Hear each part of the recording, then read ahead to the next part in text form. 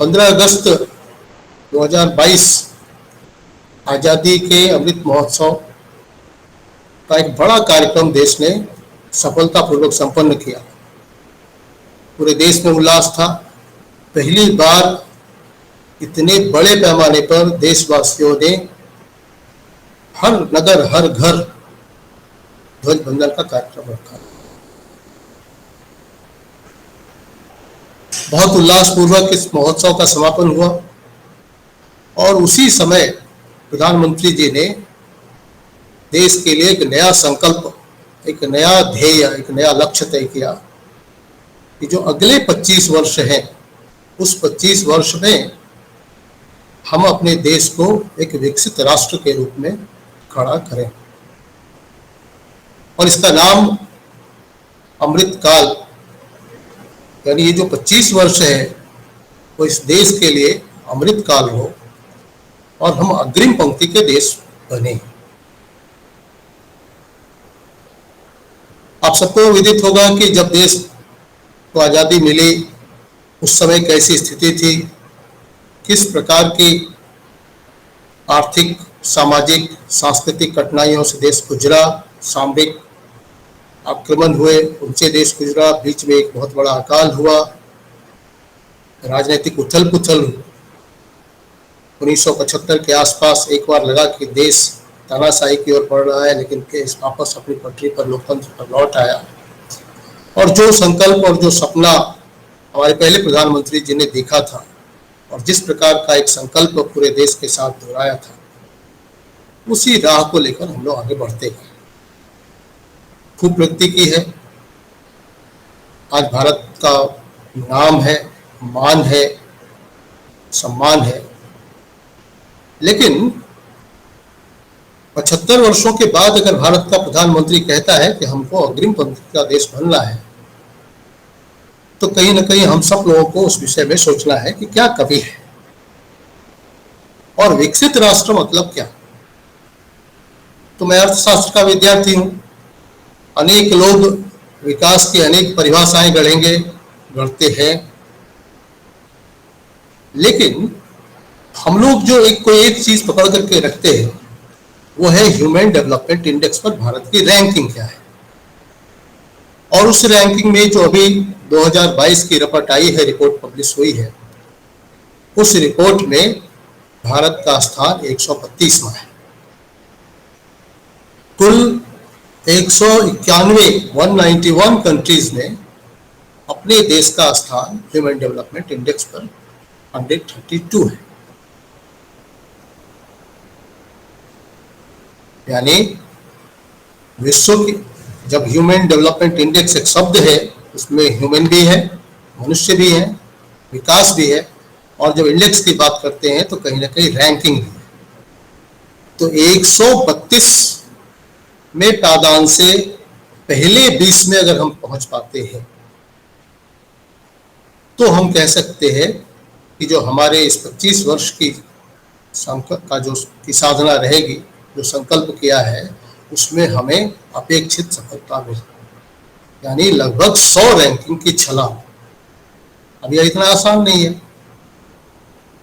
जो लोग अर्थशास्त्र के विद्यार्थी यहाँ रहे हैं, या जो लोग खुद नारायण प्रसाद जी, प्रोफेसर नारायण प्रसाद अर्थशास्त्र के अच्छे अध्येता रहे हैं, उनको ध्यान में होगा कि ह्यूमन डेवलपमेंट इंडेक्स में 3 बातों का समावेश है। मैं बहुत विस्तार से नहीं जाऊंगा क्योंकि मैं जानता हूं कि यहाँ पर अलग अलग विषयों के लोग हैं। पहला है स्वास्थ्य, जिसको मापने के लिए लाइफ एक्सपेक्टेंसी एट बर्थ, जन्म के समय आयुष्य की संभावना एक बच्चे की कैसी होती है, उसका आकलन करके और उसको इंडेक्स में शामिल किया जाता है, इस सूचकांक में शामिल किया जाता है। दूसरा है इसका महत्व तत्व, वह है शिक्षा। Average number of schoolings, average number of years in schools. हमारे लोग, हम भारतीय लोग औसतन कितना समय स्कूल में बिताते हैं, कितने वर्ष स्कूल में बिताते हैं। स्कूल का मतलब कॉलेज, विश्वविद्यालय सभी से है। सिंपल रखने के लिए एक नॉमेनक्लेचर का उपयोग किया गया। और तीसरा जो इसका इंग्रेडिएंट है, तीसरा जो एस्पेक्ट है, वो है आर्थिक स्थिति, per capita income purchasing power parity के हिसाब से। यानी अगर हमको 100 रैंक की छलांग लेनी है, हमारे पास 25 साल का समय है और वो संकल्प प्रधानमंत्री के माध्यम से पूरे देश का संकल्प होना चाहिए, तो उसमें शिक्षा का 1/3 हिस्सा जो है, तो मैंने बताया स्वास्थ्य, शिक्षा और आर्थिक स्थिति, उसमें शिक्षा का महत्व काफी बढ़ जाता है। अब हमारी जो शिक्षा व्यवस्था चल रही है, और मैं कुलगीत सुन रहा था, संयोग से मेरा एक परिचय रह गया इसमें कि मैं इग्नू का विद्यार्थी भी रहा हूँ, इस नाते आप सब लोग हमारे शिक्षक भी रहे हुए, क्योंकि जिस स्कूल में मैंने पढ़ाई की उसके आप सब लोग शिक्षक हैं। जनजन का विश्वविद्यालय कुलगीत बहुत अच्छा है और सचमुच इतने बड़े प्लेटफॉर्म पर इसकी जरूर चर्चा हो, ये अपने मन में बात थी। तो जब मुझे आदेश हुआ कि एक ऐसा सत्र, चर्चा सत्र रखेंगे, तो कई विषयों में मुझे लगा कि मेरे पसंद के कई विषय हो सकते हैं, लेकिन आज जो जरूरत है और इस मंच पर सबसे उपयुक्त विषय यही रहेगा। एक बार मेरे मन में यह भी बात आई कि ये सब लोग विश्वविद्यालय से जुड़े हुए लोग हैं, उच्च स्तर के शोध कार्य में रत हैं, उनके साथ स्कूली शिक्षा के बारे में बात करने का महत्व क्या है, औचित्य क्या है। लेकिन फिर मुझे लगा कि जनजन के विश्वविद्यालय यानी इस जनमंच पर अगर इसकी चर्चा नहीं होगी, तो जो संकल्प लिया है और जिस प्रकार की व्यवस्था होनी है, वह एक अकेले सरकार के बूते की चीज नहीं है, और इसलिए हम सब लोगों को इसमें प्रयत्न करना होगा। अब अगर हम देखें तो जो 2022-30 में राष्ट्रीय शिक्षा नीति देश के सामने रखी गई, एक बहुत बड़े पैमाने पर, बहुत लंबे समय तक चर्चा और काफी वाइडर उसके बारे में डिस्कशन, मैक्सिमम पार्टिसिपेशन, हम एक तरह से कह सकते हैं कि अपने आप में एक अभूतपूर्व घटना थी। अनप्रेसिडेंटेड लेवल पर पार्टिसिपेशन और सहभागिता के बाद, कंसिडरेशंस के बाद, क्योंकि मिनिस्ट्री ऑफ एजुकेशन में, शिक्षा मंत्रालय में हमने देखा कि जो सजेशंस आते थे उनके लिए अलग अलग डिफरेंट सब ग्रुप्स बने, और उन सब ग्रुप्स में जो सजेशंस थे उनकी चर्चा होकर के और फिर उनके आधार पर मंथन करके और इस एडीपी की रचना हुई, देश को के सामने रखा गया। उसी एडीपी में नेशनल करिकुलम फ्रेमवर्क हर एक स्तर पर स्कूली शिक्षण और बाद में महाविद्यालय और विश्वविद्यालय, इन सब के लिए करिकुलम में कुछ बदलाव हो, एक फ्रेमवर्क दिया जाए, जिस फ्रेमवर्क में भारत की विविधताओं का भी ख्याल रखा जाए, विभिन्न वर्गों के एस्पिरेशंस का ख्याल रखा जाए, उनकी आर्थिक सामाजिक स्थिति का ख्याल रखा जाए, और उसके बाद सब मिलकर के एक ऐसी शिक्षा व्यवस्था के साथ जुड़े जिसमें शिक्षा हमारे देश में एक आंदोलन के रूप में परिणित हो और हम सब लोग आगे बढ़े। उसकी पहली कड़ी अभी 2022 में शुरू हुई। 2022 में कुछ एक सप्ताह पहले, लगभग 20 तारीख को, अगर तिथि याद हो तो 20 तारीख को नेशनल करिकुलम फ्रेमवर्क का जो पहला पत्र है फाउंडेशन स्टेज का, वह फाउंडेशन स्टेज का लगभग 300 पेज का दस्तावेज हमारे सामने है। इसकी मुख्य बातें 3-4 चीजें इसमें गौर करने वाली हैं। सबसे पहली जो सबसे प्रमुख चीज है वह है कि इसका जो पेडागोजिकल अप्रोच जो है वो प्ले बेस्ड है। उससे पहले थोड़ा सा मैं इसके बारे में हल्का सा बताता हूं कि स्कूली शिक्षा को 4 खंडों में विभाजित किया गया है, 5-3-3-4। पहली बार प्री स्कूल, क्योंकि इसके पहले तक सरकार और समाज औपचारिक रूप से शिक्षण का जो वर्ष रहता था वो 5 वर्ष की आयु पूरा करने वाला शिशु या बालक औपचारिक शिक्षा के साथ जोड़ता था। लेकिन बाद में विशेषज्ञों की मान्यता रही और बाकी दुनिया का भी एक्सपीरियंस रहा कि कई बार कुछ बच्चे जो शिक्षा के साथ नहीं जुड़ पाते या जिनकी आर्थिक सामाजिक स्थिति बहुत अच्छी नहीं है, वो जो 2 साल औपचारिक शिक्षण से नहीं जुड़ पाते हैं, उसके कारण वो पिछड़ जाते हैं और बाद में कॉलेज स्तर पर या हायर सेकेंडरी लेवल पर ड्रॉप आउट का रेट बढ़ता है, क्योंकि जो चीज़ें क्लास में चर्चा होती हैं उनकी समझ में बात नहीं आती है, टीचर के पास दबाव रहता है, जो अपनी व्यवस्था है परीक्षा की और बाकी कारणों से उन पर उतना ध्यान नहीं दे पाते, वो धीरे से या तो ड्रॉप आउट हो जाते हैं या उनको बहुत कठिनाई होती है। तो उन बच्चों को भी लगभग 3 वर्ष पूरा करने के बाद, 3 वर्ष तक बच्चा अपने पारिवारिक सामाजिक परिवेश में रहे, वहाँ जो कुछ सीख सकता है, अब उसमें रातों रात परिवर्तन करना कठिन है, लेकिन 3 वर्ष के बाद उस बच्चे का के शिक्षण का, उस बच्चे के संस्कार का दायित्व समाज ले, और समाज का मतलब सरकार। तो जो ये 5 वर्ष है, उस 5 वर्ष में पहले जो 3 साल है वो प्री प्राइमरी स्कूलिंग जिसको हम लोग कहते थे, पहले भी वो स्कूल चलते आंगनबाड़ी के रूप में चलता था, लेकिन वहां पर केवल ध्यान दिया जाता था उनके पौष्टिक आहार मिले और थोड़ी साफ सफाई स्वच्छता के बारे में सीखें। संसाधनों की कमी के कारण चीजें शायद उतनी भी वहां पर पहुंच नहीं पा रही थी, लेकिन उन 3 वर्षों को और औपचारिक शिक्षा के पहले 2 वर्ष, पहली कक्षा और दूसरी कक्षा, ऐसे 5 वर्ष को एक खंड में रख करके उसकी पूरी चिंता, ये जो नेशनल करिकुलम फ्रेमवर्क है फाउंडेशन स्टेज का, उसमें उसकी पूरी चर्चा की गई है। मान्यता यह है कि बच्चा जो लगभग आयु हो जाती है लगभग 8 साल। तो बच्चा जो 8 साल में लगभग सीखता है, उसमें उसके जो मस्तिष्क का विकास है, मैं यहाँ केवल जो बातें पब्लिक डोमेन में है उनको दोहरा रहा हूँ। आप में से कई लोग इग्नो के साथ जुड़े हुए होंगे, जो वैज्ञानिक होंगे और इसमें हमारा मार्गदर्शन कर सकते हैं कि लगभग उसका जो बौद्धिक विकास है उसका 85% वो लगभग 8 वर्षों में कर लेता है, और उसके बाद एक रेखीय उसका विस्तार होता है, विकास होता है, और जिसके लिए आगे स्ट्रक्चर तैयार है। ये जो फाउंडेशन जो नेशनल करिकुलम अभी आया है, वह फाउंडेशन स्टेज के लिए पहले 5 वर्ष। तो पहली चीज तो उसमें प्ले बेस्ड पेडागोजिकल अप्रोच की परिकल्पना की गई, खेल खेल में स्टोरी सुना करके, विविध प्रकार के उसके साथ गतिविधियां करके।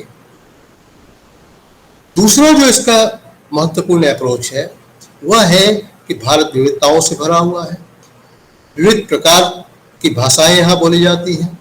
हर समाज में लगभग प्रांत स्तर पर अगर हम लेते हैं तो हर एक समाज के अपने रहन सहन के तरीके हैं, उनकी अपनी एक भाषा विकसित हुई है, उनका एक अपना साहित्य विकसित हुआ है, और उसी परिवेश में उस कंटेंट का फ्रेमवर्क चाहे एक रहे जिसमें भारत भाव लगातार बना हुआ रहे, फिर भी उसका जो भाषा है, उसकी जो भाषा है वो मातृभाषा में उसका शिक्षण हो, इस पर बहुत जोर दिया गया है, मातृभाषा में शिक्षण हो, और इसके साथ मातृभाषा में शिक्षण के साथ जो कंटेंट है उसके स्थानीय कलेवर में उसके सामने रखा जाए। तीसरी जो महत्वपूर्ण बात इसमें रखी गई है वह यह है कि जो इंफ्रास्ट्रक्चर है वो लगभग इतनी दूरी पर हो बच्चे के पास कि बच्चा अपने दादाजी अथवा माँ की उंगली पकड़ करके और वहां तक पहुंच सके। यानी अभी जो हम लोग देख रहे हैं शहरों में तो खास करके, और अब लगभग ये सिलसिला गांव में भी शुरू हो गया है कि बच्चे एक छोटे छोटे पिकअप वैन में ठूस दिए जाते हैं और वहाँ उनके बस्ते बहुत बड़े रहते हैं और उन वस्तुओं में भर करके वहाँ जाते हैं। तो स्कूल उनको प्रिय नहीं है। अगर हम बच्चों को गौर से देखेंगे तो पाएंगे कि जब वो 1-1:30 बजे छूट करके आते हैं तो उस समय बच्चा सबसे ज्यादा थका हुआ होने के बाद भी सबसे ज्यादा खुश रहता है, क्योंकि उसको लगता है कि एक जेल से छूट करके हम फिर से वापस अपने परिवेश में आए। वहाँ एक खुशनुमा माहौल हो, अच्छा माहौल हो, इसकी परिकल्पना भी उसमें की गई है। और इन सब के लिए जरूरत है अच्छे टीचर्स की, क्योंकि लगभग अगर एक पूरे देश में अगर हम बाल बाटिका के बारे में सोचें, उसकी संख्या लाखों में जाती है। और हर एक बाल बाटिका के स्तर पर अगर हम शिक्षकों की संख्या लें और उनके प्रशिक्षित शिक्षकों की संख्या लें तो कई लाख में जाती है। अभी अपने पास नहीं है। तो एक बात कहने के लिए हो सकता है कि भोजन उपलब्ध करा सकते हैं, खिलौने उपलब्ध करा सकते हैं, किताबें या फ्रेमवर्क तैयार करके दे सकते हैं, लेकिन शिक्षकों की ट्रेनिंग, प्रशिक्षित शिक्षक वहां तक पहुंचे, इसकी चिंता पूरे समाज को करनी होगी। और खास करके इग्नो जैसे संस्थान पर उसकी काफी जिम्मेवारी आएगी या आ सकती है, क्योंकि इग्नो का विस्तार पूरे देश में है। यहाँ पर बीएड का कोर्स भी चलता है। उस दृष्टि से यह एक महत्वपूर्ण दायित्व हमको लेना है। एक और जो बात यहाँ पर काफी महत्व की बात है कि भारत की जो समस्या है, उस समस्या में केवल ह्यूमन डेवलपमेंट इंडेक्स के बारे में मैंने बताया तो बहुत संक्षेप में मैंने एक छलांग लगा दी कि ये 3 चीजों पर, शिक्षा पर ध्यान देने वाली बात है। लेकिन आज अगर हम लोग गरीबों की संख्या देखें, निरक्षरों की संख्या देखें, तो भारत में वो सबसे अधिक है। और संसाधनों की बहुत कमी है, क्योंकि लगभग 200-250 साल ब्रिटिश गुलामी के कारण जो अपने संसाधन थे वो चुक गए, निचोड़ दिए गए, और अपने संस्थानों को हम खड़ा नहीं कर पाए। तो ये चुनौतियां तो हमारे सामने हैं। इनके अलावा भी और कुछ चुनौतियां हमारे सामने हैं। हम बहुत तेजी से अपनी संस्कृति, अपनी भाषा को भूल रहे, अपने रहन सहन को भूल रहे, जो लगभग आज के दिन में जो लगभग 10,000-11,000 वर्षों का जो ज्ञात इतिहास है, सिविलाइजेशनल एक्सपीरियंस, जो कंटिन्यूटी रही है, उससे उसके जो कुछ भी हमारा विजडम या जो कुछ भी उसका नॉलेज था, उस नॉलेज से हमारा पूरी तरह से डिस्कनेक्ट हो गया। उसके बारे में न हम जानते हैं, न हम अपने बच्चों को जानने देते हैं, जिस प्रकार की शिक्षा व्यवस्था हमें मिलती है। और तो और मानो कि ये जो संकट है, जियोपॉलिटिकल संकट हम जो देख रहे हैं, अपने देश में देख रहे हैं, वह शायद पर्याप्त न हो, तो जो टेक्नोलॉजी का एक नया बड़ा संकट आ रहा है, उस संकट के कारण नए प्रकार की चुनौतियां, जिनके बारे में हम शायद हमको ध्यान में भी अभी नहीं आ रहा हो, जिसके कई अनइंटेंडेड कंसेक्वेंस, जिसको हम लोग क्लाइमेट चेंज के रूप में देख रहे हैं, जिसको आर्टिफिशियल इंटेलिजेंस का जो प्रभाव है, उस आर्टिफिशियल इंटेलिजेंस का किस प्रकार से ओवरऑल यानी मशीन लर्निंग अपने आप धीरे धीरे कैसे उसमें अगर खुद से उसने लर्न करना शुरू किया और उसका हमारे जीवन पर कंट्रोल पड़ने लगा, तो पूरे ह्यूमन सिविलाइजेशन के लिए एक बहुत बड़ा खतरा। एक और जो खतरा है वह है कि जो पश्चिम का यूनिवर्सलिज्म है, उस यूनिवर्सलिज्म से हम इतने कन्विंस्ड हैं कि सोशल साइंस हो या फिर ह्यूमैनिटीज हो, साइंस में तो है ही, कि हमको एक एब्स्ट्रैक्ट भाव में तो कंटेक्स्ट से रहित समाजशास्त्र, कंटेक्स्ट से रहित समाज सिद्धांत, जो संदर्भ से कटा हुआ है, समय और काल से कटा हुआ है, कहीं और विकसित हुआ है, वो हम अपने आप पर थोप रहे हैं। जाने अनजाने में थोप रहे हैं या हम जाने अनजाने में उसको फॉलो कर रहे हैं, उससे अलग जाने की कोशिश नहीं कर रहे। वह कोशिश हमको कॉलेज और विश्वविद्यालय स्तर पर करनी है, लेकिन जो फाउंडेशन स्टेज है, अगर वहां हम बच्चों को ठीक से पढ़ा पाते हैं, ठीक से समझा पाते हैं और उनका पूरा मानसिक विकास कर पाते हैं, और आने वाले दिनों में एनईपी के तहत अगर हम चीज़ों को और विस्तार देते हैं, व्यवस्थित विस्तार देते हैं, तो जो आज हम उन पर ध्यान देंगे, वही हमारे 25 साल अमृत काल पूरा होने पर जो अग्रिम सैनिक, अग्रिम पंक्ति के सेनानी बनने वाले हैं, अग्रिम विकसित भारत के सच्चे सिपाही बनने वाले हैं, वो आज 3 से 8 वर्ष के आयु के बच्चे। और इसलिए हमारा जो दायित्व है, चाहे हम किसी प्रोफेशन में हो, किसी एज ग्रुप में हो, किसी भी पद पर बैठे हुए हो, हमारा यह दायित्व है कि जो नेशनल कैरिकुलम फ्रेमवर्क, मैं उसके विस्तार में बहुत नहीं जा रहा क्योंकि उसकी शायद जरूरत भी नहीं है, आप सब में से कई लोगों ने उसको पढ़ा भी होगा और समय का भी एक की मर्यादा रहती है, बल्कि मैं अपने को उसका अधिकारी भी नहीं मानता हूँ कि उस पर मेरी बहुत अच्छी पैठ है, लेकिन एक सामाजिक कार्यकर्ता के नाते, एक सामाजिक समाज बोध के साथ चलने वाले नागरिक के नाते मुझे लगा कि यह विषय महत्व का है और इसीलिए मैं उसकी चर्चा करूँ। तो हम जहां भी हैं, जिस पंचायत से जुड़े हैं, जिस ब्लॉक से जुड़े हैं, जिस शहर से जुड़े हैं, जिस समुदाय से जुड़े हैं, वहां पर जिस प्रकार की रूपरेखा के साथ यह जो करिकुलम फ्रेमवर्क जारी हुआ है और इसके तहत बाल बाटिकाओं की कल्पना की गई है, वो बाल बाटिकाएं वहां चल रही हैं कि नहीं, वहां स्थापित हुई है कि नहीं, यह दायित्व हम सबका है।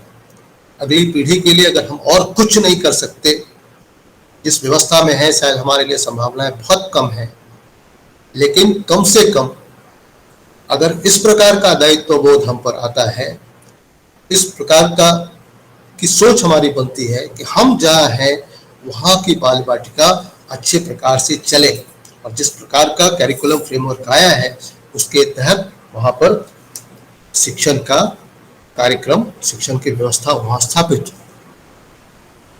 पहली जो दिक्कत आएगी, साधनों की दिक्कत है ही, अभी भी भारत साधनों से जूझ रहा है, लेकिन धीरे धीरे जिस प्रकार से बाकी जगहों पर काम शुरू हुआ है, आर्थिक गतिविधियों का विस्तार हुआ है और पूरे देश का अगर संकल्प रहा कि शिक्षा का व्यय हमको बढ़ाना है, तो सरकार और समाज में इतनी व्यवस्था है कि धीरे धीरे केवल एक बार समाज का मन मोड़ने की जरूरत है।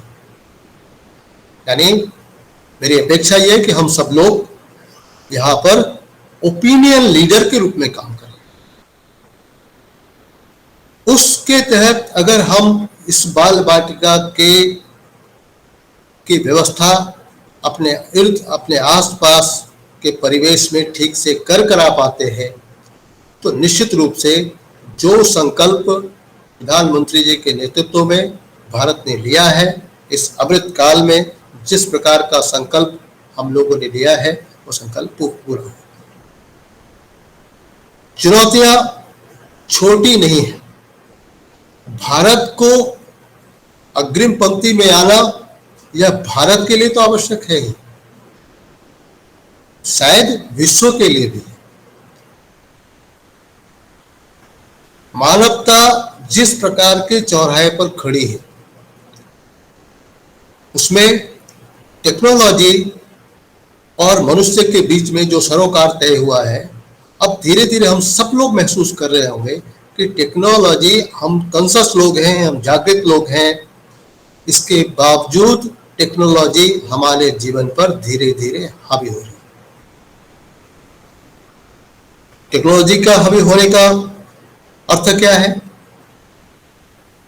कि जो 3 तत्व है, तमस, रजस और सत्व गुण, 3 गुण, उसमें तमस गुण का विस्तार हो रहा है। ये तीनों गुण मनुष्य में, समाज में होते हैं। तमस, आप में से जो लोग भारतीय साहित्य को, जिनका थोड़ा बहुत जानकारी होगी, उनको इसके बारे में पता होगा कि तमस के लिए बाकी चीजों को छोड़ दिए तो जो इनएक्टिविटी कहते हैं, मेंटल इनर्शिया कहते हैं, फिजिकल इनर्शिया कहते हैं, उसको हम तमस कह सकते हैं। रजस के लिए हम एक्टिवनेस को, एक्टिविटी को हम रजस कह सकते हैं। और सत्व जो है इन तीनों का बैलेंस है। हर मनुष्य में, हर समुदाय में, हर समाज में यह तीनों गुण रहते हैं। जैसे ही संतुलन बिगड़ता है तो उस समाज का संतुलन बिगड़ने के कारण या उस व्यक्ति का संतुलन बिगड़ने के कारण फिर जो बाकी परेशानियां आती हैं उसके जीवन में, वो परेशानियां बढ़ जाती हैं। जब मैं यहां टेक्नोलॉजी की बात कर रहा हूं, आर्टिफिशियल इंटेलिजेंस की बात कर रहा हूं, नैनो टेक्नोलॉजी की बात कर रहा हूं, तो उसमें कई चीजें सामने जो दिख रही हैं, वो उसमें से कुछ चीजें तो हम लोगों ने महसूस की हैं। जैसे आज ट्रैवल एजेंट की जरूरत लगभग धीरे धीरे समाप्त हो गई। बैंकों के साथ आम नागरिकों का इंटरफेस लगभग बहुत कम हो गया, बहुत कम हो गया है। यानी हम लोगों ने जब 30 वर्ष पहले नौकरी ज्वाइन की होगी, इसमें से बहुत सारे लोग सीनियर लोग होंगे, तो हमको जो चेक मिलता था, उस चेक को बुलाने के लिए हम बैंक में जमा करने जाते थे और भीड़ जाती थी। वो पूरा मामला ऑटोमेटिक हमारे सैलरी जो है हमारे खाते में आता है, एटीएम से हम निकालते हैं, और अब तो जो डिजिटल पेमेंट का सिस्टम बना है उसमें एटीएम ले जाने की जरूरत नहीं। ये टेक्नोलॉजी का प्लस पक्ष है, पॉजिटिव एस्पेक्ट। लेकिन इसी प्रकार से बहुत सारी जगहों पर जो टेक्नोलॉजी का प्रवेश हुआ है, उसमें धीरे धीरे हम निष्क्रिय हो रहे हैं। पहले हम सामान खरीदने के लिए बाजार जाया करते थे, वहां हम बाजार में चीजों को देखते थे, परखते थे, 3-4 लोगों के साथ बात करते थे कई बार। अब जो है हम जो ई कॉमर्स वेबसाइट है वहां से हम चीजों को खरीद रहे हैं। उसके कारण कुछ नए प्रकार के रोजगार का सृजन हुआ और कुछ पुराने प्रकार के जो रिटेल सेलर्स हैं वो धीरे धीरे मार्केट से हट रहे हैं। अभी ड्राइवरलेस कार की बात आ रही है, आने वाले दिनों में वो 5 साल 7 साल में बड़े शहरों में या कुछ जो विकसित पॉकेट्स हैं वहां पर वो चीजें लागू होने वाली हैं। और तो और आपका कुलगीत बज रहा था और जन जन का विश्वविद्यालय शब्द में सुन रहा था, तो उसमें जो सबसे बड़ी आपकी जो सामर्थ्य है, जो बाकी जगहों के लिए कमजोरी है, वह है टेक्नोलॉजी। दूर शिक्षण का एक बड़ा केंद्र होने के कारण आपकी पहुंच इतनी अच्छी है, आपके यहाँ जो पाठ्य पुस्तकें तैयार होती निर्मित होती उनकी क्वालिटी इतनी अच्छी है कि बाकी लोगों के लिए धीरे धीरे वहां से मार्केट रिप्लेस हो रहा है। और आने वाले दिनों में शायद मनुष्य की जगह डिजिटल टीचर, जो हम अभी उसको प्रमोट इसलिए कर रहे हैं क्योंकि हमारे पास साधनों की कमी है, लेकिन कल हो करके वहां पर एक शिक्षकों के स्तर पर एक बड़ी बेरोजगारी या रोजगार शिफ्ट का, ऐसी बहुत सारी संभावनाएं हैं जहां पर व्यक्ति के हाथ से रोजगार निकल करके मशीन के हाथ में काम आ जाएगा। तो व्यक्ति कहां जाएंगे? तो व्यक्ति की सुविधाएं बढ़ेंगी, लेकिन उनकी निष्क्रियता भी बढ़ेगी, यानी तमस गुण का प्रभाव बढ़ेगा समाज में। और दूसरी तरफ जो लोग उसको हैंडल कर रहे हैं, जो बड़ा ई कॉमर्स साइट चला रहे हैं, जिन्होंने बड़ा सर्च इंजन बना करके रखा है, वहां की एक्टिविटी बहुत बढ़ जाएगी। तो रजस और तमस का जो असंतुलन पैदा होगा, उसके कारण समाज की समरसता टूटेगी, जिसके बारे में आज कुछ प्रेडिक्ट करना बहुत कठिन है। अनइंटेंडेड, जिसके लिए टर्म में अनइंटेंडेड कॉन्सिक्वेंस किस प्रकार का होगा, किस प्रकार का संतुलन होगा, वह कहना कठिन है। और इसलिए भी भारतीय पद्धति से पढ़ाई हो, भारत भाव जागे, जो 10,000 साल या 11,000 वर्षों का जो अपना सिविलाइजेशनल एक्सपीरियंस है, उस एक्सपीरियंस को हम डिस्कनेक्ट नहीं हो, हम भारतीय डिस्कनेक्ट नहीं हो, यह हम भारतीयों के लिए बहुत आवश्यक है। और उसके बारे में जान करके, समझ करके, अगर हम विश्व के साथ बांट सके उस सिविलाइजेशनल एक्सपीरियंस को, क्योंकि ये कंटिन्यूटी अब बहुत कम जगह बची है। साम्राज्यवाद ने लगभग सभी जगहों के सभ्यतागत एक्सपीरियंसेस को या तो खत्म कर दिया है या उनको बहुत हद तक सप्रेस कर दिया है। तो उनके पास पीछे के जो सिविलाइजेशनल एक्सपीरियंस है उनको शेयर करने का के माध्यम नहीं है। हमारे यहाँ वो डिसरप्शन हुआ है, लेकिन हमारा समाज पूरी तरह से डिसरप्ट नहीं हो पाया।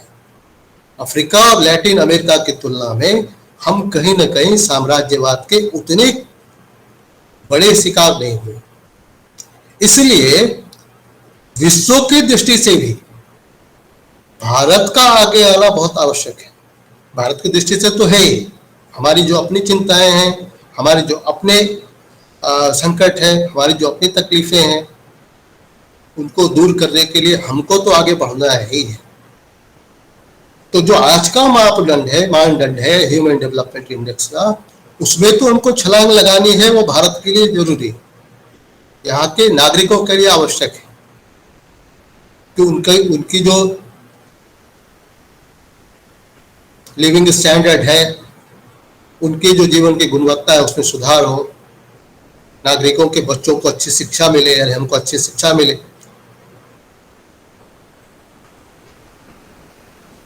हमको अच्छी स्वास्थ्य व्यवस्था मिले। यह तो हमारी चिंता है ही, लेकिन हमारी चिंता इससे आगे भी होनी है और रखनी चाहिए, क्योंकि जो सिविलाइजेशनल एक्सपीरियंस कंटिन्यूटी के कारण हमारे पास है, बाकियों के पास थी लेकिन खत्म हो गई। एकमात्र उदाहरण चीन का है, और इसीलिए आज जो ओवरऑल वर्ल्ड ऑर्डर बना हुआ है, उस वर्ल्ड ऑर्डर में अगर थोड़ा बहुत अल्टरनेटिव सजेस्ट कर पा रहा है तो चीन कर पा रहा है, और छोटे मोटे 2-4 देश होंगे जिन्होंने इसको प्रिजर्व किया होगा। लेकिन मोटे तौर पे तथाकथित यूनिवर्सलिज्म ने पूरे विश्व में जो विविध प्रकार के एक्सपीरियंस थे, अनुभव थे, सांस्कृतिक अनुभव थे, उनको लगभग मिटा दिया या पूरी तरह सप्रेस कर दिया। हम सबकी भी गति और नियति लगभग वैसी ही है, अगर हम चाहते नहीं तो। इसलिए जो ये नई जो राष्ट्रीय शिक्षा नीति बनी है, और ये जो अभी कैरिकुलम फ्रेमवर्क, जो national curriculum framework foundation stage का आया है, लगभग 300 पेज का जब दस्तावेज मैं देख रहा था, तो उसका फॉरवर्ड किसने लिखा है? कस्तूरी रंगन जी ने। जनरल स्टीयरिंग कमेटी के चेयरमैन अभी भी कस्तूरी रंगन है। भारत का एक अच्छा वैज्ञानिक, लगभग उनकी उम्र 82 साल की हो गई है। उस उम्र के व्यक्ति को इसके साथ जोड़ करके इसके साथ जुड़े रहने का महत्व यह है कि उनकी चिंता है पूरे देश की, कि पूरा देश इसकी गंभीरता को समझे, और इसलिए नेशनल कैरिकुलम फ्रेमवर्क की एक एक बात हम सबके लिए बड़े महत्व की है। उन्होंने जो अपने फॉरवर्ड में लिखा है कि लगभग 1.5 लाख टीचर्स को इस पूरे काम में एंगेज किया गया है, उनके सजेशंस लिए गए। लगभग 4000 एक्सपर्ट्स ने इसकी चिंता की है, और बाद में उसके फिल्ट्रेशन के बाद ये नेशनल कैरिकुलम फ्रेमवर्क के तहत जो फाउंडेशन स्टेज का फ्रेमवर्क है वो तैयार हुआ है। यानी देश के पास जो कुछ भी अभी आज के दिन में जो एक कलेक्टिव विजडम था, उस विजडम में मिलकर के तैयार हुआ। फिर भी अभी बहुत सारे लोग छूट गए होंगे जो इसमें कुछ कहना चाहते होंगे, कुछ जुड़ना चाहते होंगे, कुछ जोड़ सकते हैं इस फ्रेमवर्क में, कल होकर के कुछ रिवाइज कर सकते हैं। इसका जब इम्प्लीमेंटेशन होगा, उस इम्प्लीमेंटेशन को नजदीक से देखने के बाद उसको चिंता हो सकती है तो उसके बारे में कुछ बता सकते हैं। लेकिन ये तब होगा जब ये चिंता हम सब की हो, उच्च शिक्षण से जुड़े हुए हम सब शिक्षकों की चिंता हो कि नीचे स्कूली लेवल पर क्या हो रहा है। अब तक जो हमारा अप्रोच था, जब भी किसी शिक्षक से आप बात करेंगे कि भाई जो इनपुट हमारे यहाँ आ रहा है, उस इनपुट को हम पढ़ा करके आगे भेज रहे हैं, अब उसमें जो जैसा है उतना ही हम कर सकते, उससे ज्यादा नहीं कर सकते। लेकिन ये जो कंपार्टमेंटलाइजेशन है, उस कंपार्टमेंटलाइजेशन के कारण जितनी बड़ी परेशानी है, जितना बड़ा काम है, जितना बड़ा संकट है, उस संकट से हम कहीं ना कहीं मुंह मोड़ रहे हैं। इसलिए हमको चिंता अब पूरे प्री प्राइमरी यानी बाल बालिका से लेकर के और रिसर्च तक, अभी उसके बारे में और चर्चा होनी है। रिसर्च के बारे में जो फ्रेमवर्क आना है, अंडर ग्रेजुएट का फ्रेमवर्क आना है, उस पर भी चर्चा हो रही, धीरे धीरे आया गया है। उसमें से आप में से कई लोग उसके साथ जुड़े भी होंगे उसकी टीम के साथ। लेकिन हम सब की चिंता विद्यालय स्तर पर क्या चल रहा है, कैसा चल रहा है और कैसा चलना चाहिए, इसकी चिंता हमको करनी है। और उसी आग्रह के साथ मैंने इस विषय को रखा। मैं इस बात को मानता हूं कि मैं इस विषय का पर बोलने का अधिकारी नहीं था, हूं भी नहीं। इसके साथ अभी जो अनुराग बेरी ने एक बहुत अच्छा लेख लिखा है, वो इसके स्टीयरिंग कमेटी के मेंबर भी रहे। अजीत प्रेमजी फाउंडेशन के वो सीईओ हैं, उस यूनिवर्सिटी के साथ जुड़े हुए। कस्तूरी रंगन का मैंने नाम लिया है, और भी कई बड़े बड़े लोग इसके साथ जुड़े हुए हैं। उनमें से कभी कोई व्यक्ति आएगा तो इसके बारे में और जो इसकी बारीकी है, इसके जो फाइनल इश्यूज हैं, उनके साथ चर्चा करेंगे। लेकिन अपना जो मुख्य कंसर्न था कि हमारे जैसे शिक्षक, जो मैं मानता हूँ कि हम आज जिन लोगों के साथ में जुड़ा हुआ हूँ वो लगभग समवयस्क हैं। नारायण प्रसाद जी ने परिचय में बताया था कि हम लोग लगभग 30 वर्षों से साथ रहे हैं, और इस अवसर का, ये जो अवसर मुझे मिला, उस अवसर के बारे, उस अवसर का एक मात्र इस अवसर, इस निमंत्रण को स्वीकार करने का कारण था कि एक ऐसे समुदाय के साथ चर्चा करूं जिस समुदाय को इसका बोध हो कि स्कूली शिक्षा में हमारा ही दायित्व है। आज स्कूल के शिक्षकों की स्थिति बहुत अच्छी नहीं है अज्ञान कारणों से, और इसलिए उनके साथ जुड़ना, बच्चों के भविष्य की चिंता करना, यह करेंगे तभी जो अमृत काल के लिए जो हमने संकल्प तय किया है इस देश ने, वह पूरा हो पाए। आगे चुनौतियां बहुत हैं, कुछ चुनौतियां सामने दिख रही हैं, कुछ समस्याएं ऐसे दिख रही हैं कि जिसको हम सॉल्व कर सकते हैं। कोई बड़ी चुनौती नहीं है, लेकिन है मैग्नीट्यूड पे बड़ी है, लेकिन असंभव नहीं है। और जो अनइंटेंडेड चीजें हैं, जो अभी अनसर्टेन है, उनको कैसे डील करना है, उसके लिए भारत को तैयार करना है, भारत के नागरिकों को तैयार करना है, भारत के बच्चों को तैयार करना है। और इस दायित्व बोध को हम सब लोग उड़े। इसी प्रार्थना के साथ, इसी विनती के साथ मैं अपनी बात पूरी करता हूँ। धन्यवाद।